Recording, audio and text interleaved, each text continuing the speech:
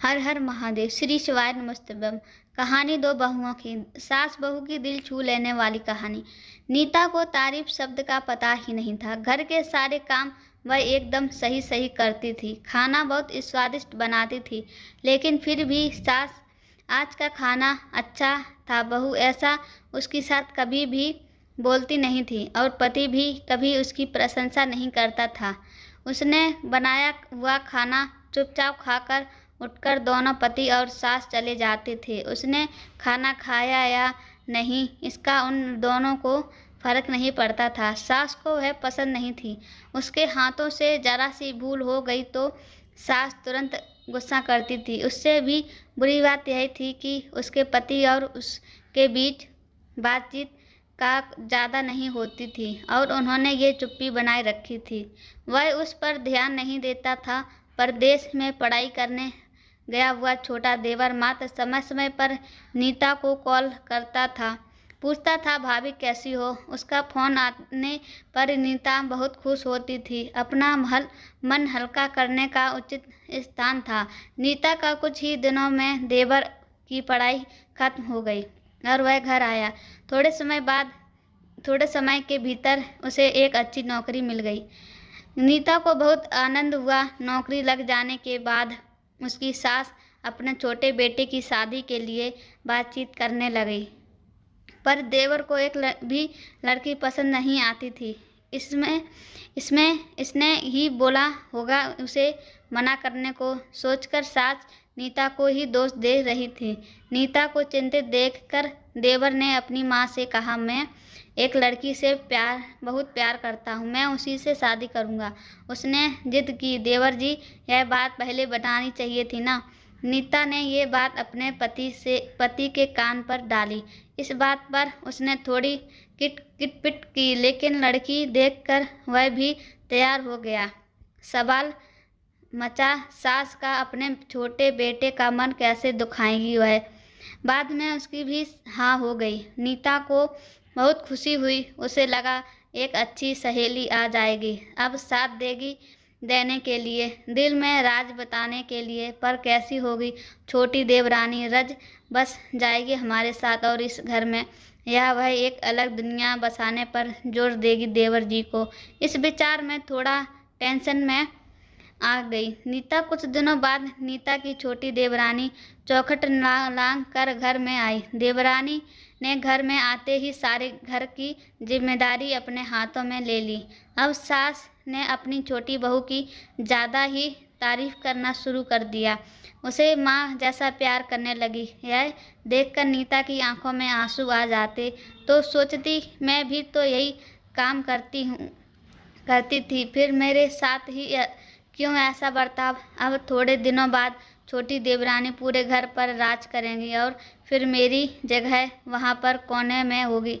अपने ही विचारों में खो गई नीता के भाव समझने पर छोटी देवरानी नीता के हाथ अपने हाथ में लेकर बोली, दीदी मुझे सब पता है, अब मुझे अपनी छोटी बहन समझिए, देखना बहुत जल्दी सब ठीक हो जाएगा। छोटी देवरानी ने पूरे घर की जिम्मेदारी ले ली, लेकिन कामों में कुछ न कुछ बार बार भूल करती थी। फिर देवरानी नीता के पास जाती और मदद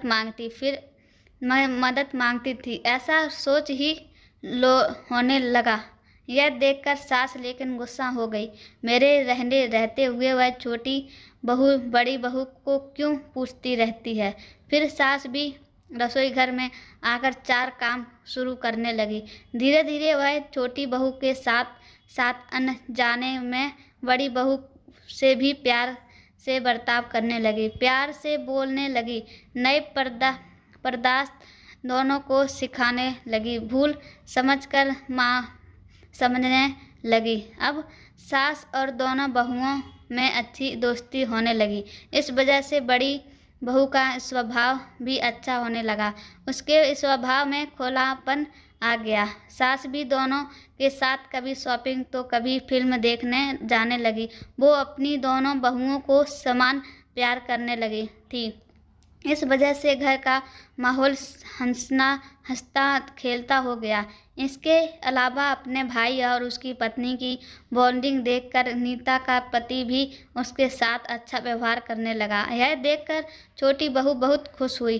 दीदी, घर पर पहले आप ही का हक था, ऐसा बोलकर छोटी बहू ने पूरी घर की जिम्मेदारी अपने जेठानी को दे दी। साल भर में नीता के देवर को अच्छे तेवर और बड़ी पोस्ट पर स्थानांतरित किया गया।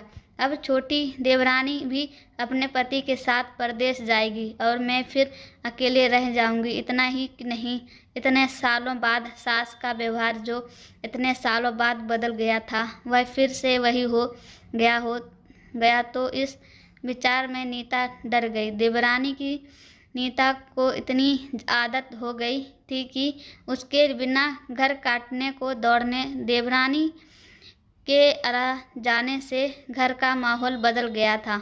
वह थी ही ऐसी खुशी मिजाज और ऊर्जावान, जैसा के नाम से पता चलता है। या देवरानी की हालत भी कुछ अलग नहीं थी। उसे दुख हुआ कि यदि यहाँ रहना पड़ा तो उसे अपने पति से दूर रहना पड़ेगा। नीता के देवर की जाने की गड़बड़ और देवरानी मात्र टेंस होने के कारण नीता सोच में पड़ी। अंत में उसने देवरानी को पूछा तो देवरानी ने जवाब दिया कि दीदी, मैं सारा दिन नए स्थान पर अकेले रहूँगी, उससे अच्छा मैं यही हूँ। आपके देवर को बोला है मैंने शनिवार और रविवार की छुट्टियां में आप ही यहाँ आ जाया करें। मैं भी उनके साथ जाया करूँगी, बीच बीच में थोड़ा बदलाव के लिए। उस पर वह बोलते हैं कि 6 महीनों में वापस यहाँ ही बदली कर लूँगा। मैं अपने पति की नकल करके देवरानी बोली और छोटी देवरानी भी हंसने लगी। अपनी आंखों में आंसू पोंछते हुए नीता बोली, छोटी, यह दिन वापस नहीं आने वाले। जाओ तुम अपने पति के साथ, उनके साथ भी तो कोई ना होना चाहिए ना। दीदी, आपने मुझे बड़ी बहन का प्यार दिया है, वैसे ही भैया के रूप में एक बड़ा भाई मिला है। यह भरा हुआ संसार छोड़कर मैं कैसे जाऊं?